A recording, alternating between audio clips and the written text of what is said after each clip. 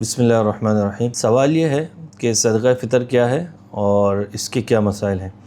तो सदक़ा फ़ितर यूँ कह लें कि ईद की खुशी में अल्लाह रब्बुल इज़्ज़त ने हमारे साथ गरीब हमारे जो भाई हैं उनको शामिल करने के लिए ये मालदार मुसलमानों पर लाजिम किया है, ताकि उन तक गरीब भी आज के दिन खुशी में शरीक हो जाए। तो एक तरह अपने भाइयों के साथ गमख्वारी और हमदर्दी है। ये किसके ऊपर लाजिम है?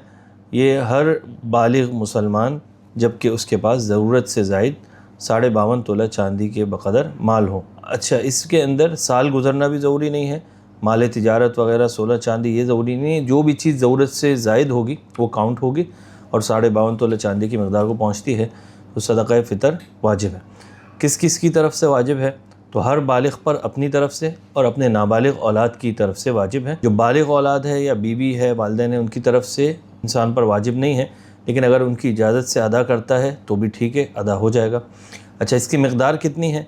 तो इसकी कम से कम मक़दार गंदम के हिसाब से इस मरतबा 280 रुपये है, और अगर इससे ज़्यादा देना चाहें तो ज़्यादा दे सकते हैं। किशमिश के एतबार से 4200 रुपये है, लेकिन ये लिमिट इसलिए नहीं है कि इससे ज़्यादा नहीं दे सकते, ये कम होने की लिमिट है, यानी इससे कम नहीं दे, 280 रुपये से कम नहीं दे सकते, ज़्यादा दे सकते हैं।